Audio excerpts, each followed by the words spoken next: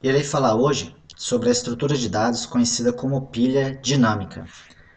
Então, a diferença das estruturas de dados estáticas para as estruturas de dados dinâmicas é que as estruturas de dados dinâmicas são alocadas à memória para armazenamento dos elementos à medida que for necessário. Cada uma tem suas vantagens e desvantagens, ok? Ela é um pouco mais lenta, etc. Mas vamos nos ater aqui à codificação.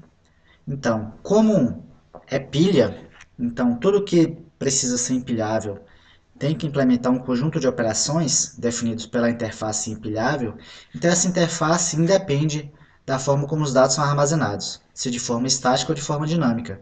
Então, desta forma, a interface é a mesma de quando nós falamos sobre pilha estática, contendo os mesmos métodos empilhar, desempilhar, topo e os métodos auxiliares está cheia, está vazia e imprimir. Então, essa interface é idêntica. Vamos agora para a classe principal, que é a classe que faz uso da estrutura de dados. Então, eu permaneci com a linha de código aqui de quando a gente trabalhou com a pilha estática, para vocês verem que nada muda. O que muda somente é a instância do objeto, o resto é tudo igual. Uma vez que eu tenho um objeto do tipo pilha, eu posso chamar os métodos dele, que empilhar, desempilhar, imprimir, etc. Então, essa classe, que é a main, né, a classe principal que faz uso da pilha, funciona de forma análoga à pilha estática. Porque que é como se fosse o que o usuário utiliza. Para o usuário pouco importa se esses dados estão sendo alocados dinamicamente ou estaticamente.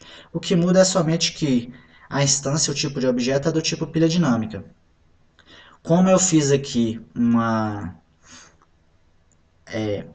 coerção aqui, na verdade não é uma coerção, eu estou indicando que o tipo que esse dado vai ser criado é do tipo empilhável. Para que eu faça isso, na verdade, essas classes concretas têm que implementar essa interface.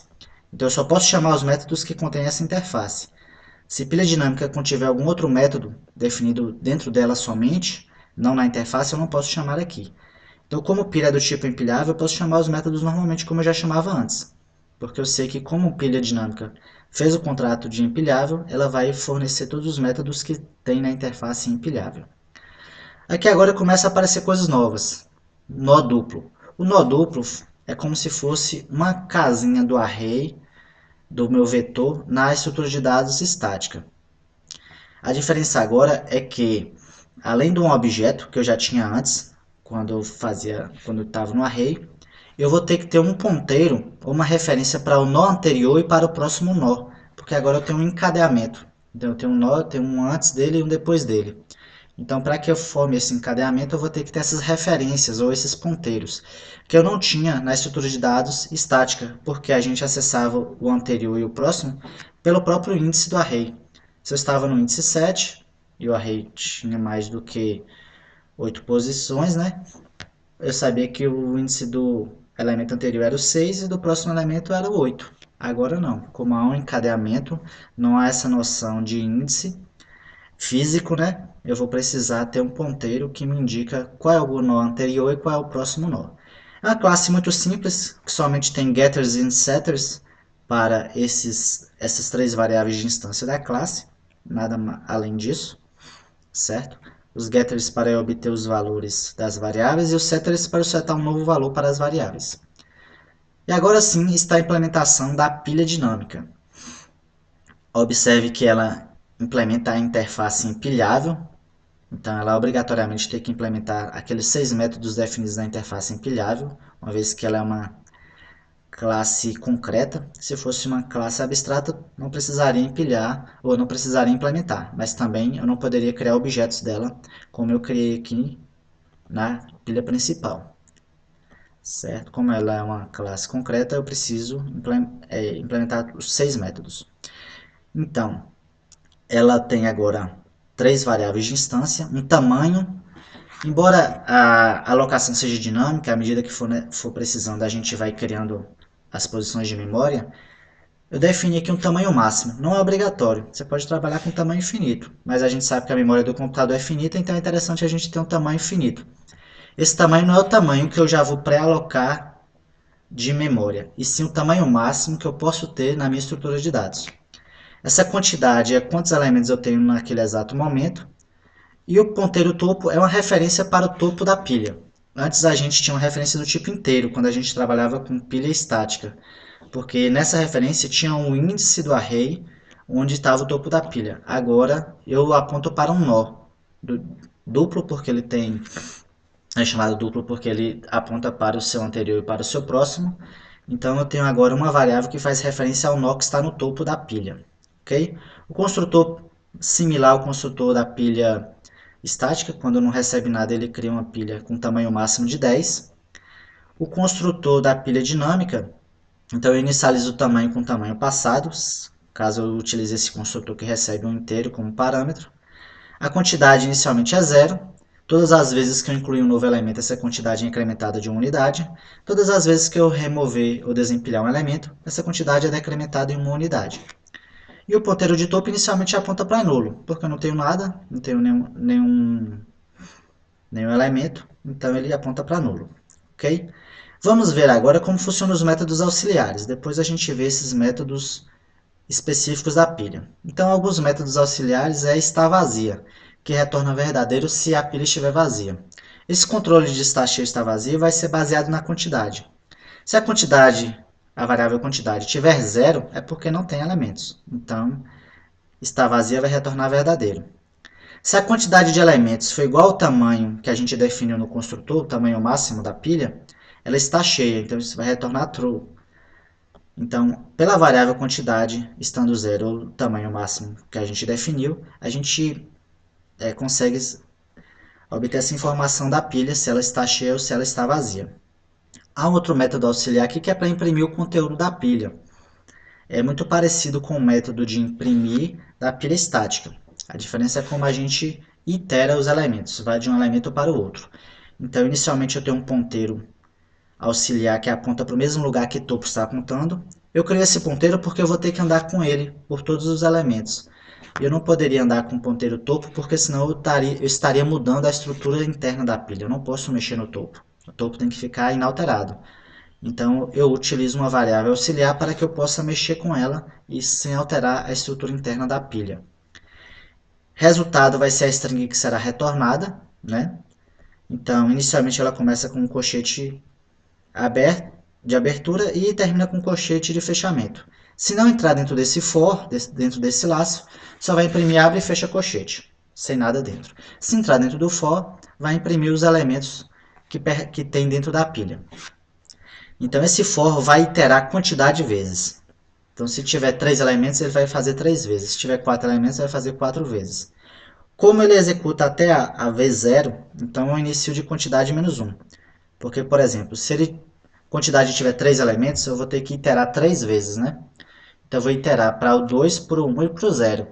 3 vezes. Por isso que começa de quantidade menos 1, porque vai até o 0. Beleza.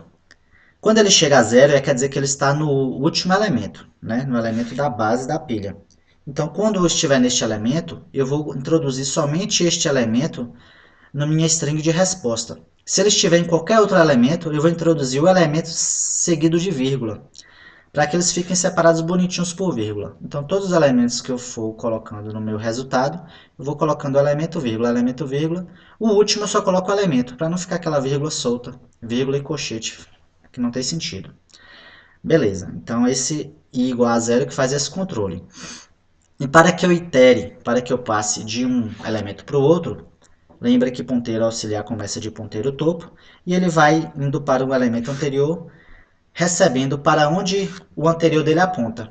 Então, eu tenho um elemento do topo, inicialmente ele aponta para o topo, o anterior dele aponta para o elemento de baixo.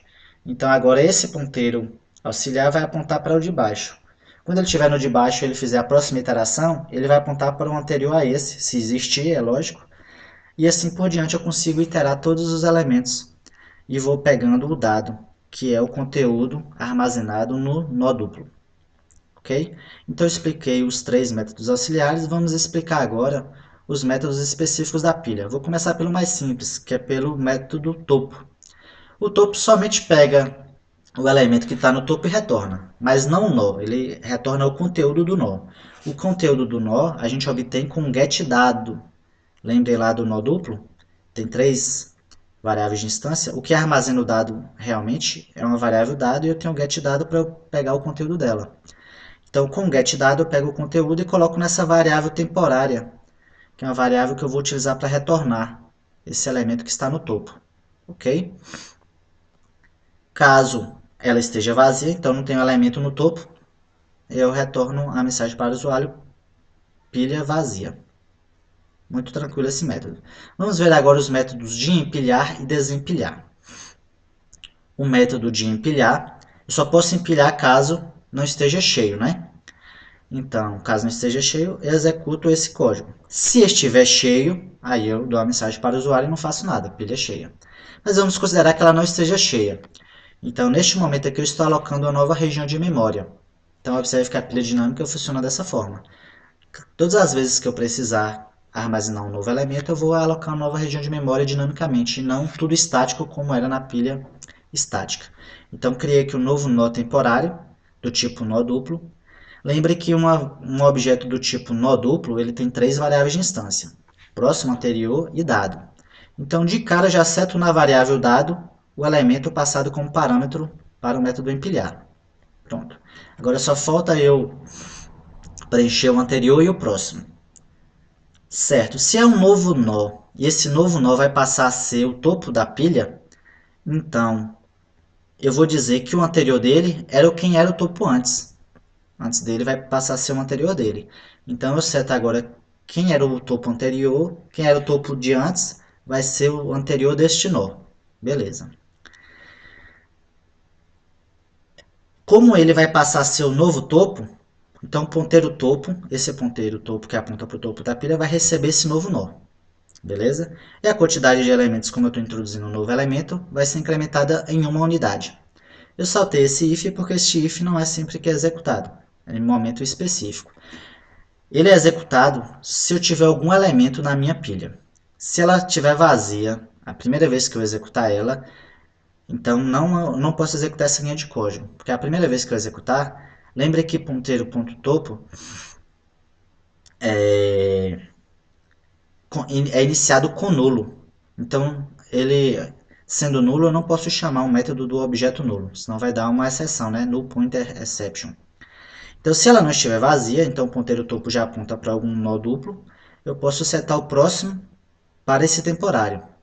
Porque lembre que neste momento aqui, o ponteiro do topo, eu ainda não mexi nele. Então ele ainda está com o topo antigo, ou seja, está no topo anterior do que deveria ser o novo topo. Então, se ele está no anterior, o próximo dele vai ser esse nó que eu acabei de criar. Então, recapitulando, eu crio um nó temporário. A esse nó temporário eu seto o dado passado como parâmetro para o método. Seto o anterior dele com o topo, que tinha antes. E se não tiver vazio, eu seto o próximo de topo com esse nó temporário. Corrigi todo o encadeamento, agora eu posso mudar o ponteiro de topo, indicando que o topo agora é esse nó temporário e finalizo o método incrementando a quantidade em uma unidade. Este é o método de empilhar. O método de desempilhar, como é que ele funciona? Então, lembrando que eu tenho que retornar o que está no topo da pilha, como similar a topo, né? A diferença de topo para desempilhar é que desempilhar altera a estrutura interna da pilha e o topo não. Então, o desempilhar, eu tenho que retornar um elemento que está no topo. Então, eu tenho essa variável elemento topo que vai guardar esse elemento que está no topo. Logicamente, eu só vou ter alguma coisa no topo se ela não estiver vazia, né? Se ela estiver vazia, eu já dou a mensagem para o usuário de pilha vazia. Se ela não estiver vazia, tem algum elemento, eu pego esse elemento e guardo na variável que deve ser retornada no final da execução do método. Pronto, o elemento que está no topo. Uma vez que eu já guardei o elemento, agora só basta eu corrigir os ponteiros, né, do elemento que está no topo ou de quem aponta para ele. Então, o ponteiro do topo, eu estou dizendo que agora ele vai receber quem era o anterior dele, ok? Então, se eu tinha aqui uma estrutura de dados e aqui um topo, o anterior dele, o elemento anterior a ele, que vai passar a ser o novo topo. Ah, Cláudio, se eu só tiver um único elemento, e aí? O anterior dele é nulo, não tem problema. O ponteiro de topo vai passar a apontar para nulo e está tudo ok, a pilha está vazia. Ok? Se a quantidade de elementos for maior do que 1, então o que eu vou ter que fazer? Eu vou ter que apagar essa referência para o nó que estava no topo antes. Por que isso? Para que o garbage collector do Java elimine essa região de memória. Então eu não preciso apagar essa região de memória. Ela é eliminada pelo coletor de lixo da máquina virtual. Mas para isso eu preciso remover qualquer referência a essa região de memória. Eu preciso tornar essa região de memória inacessível. Ela ainda é acessível pelo nó anterior.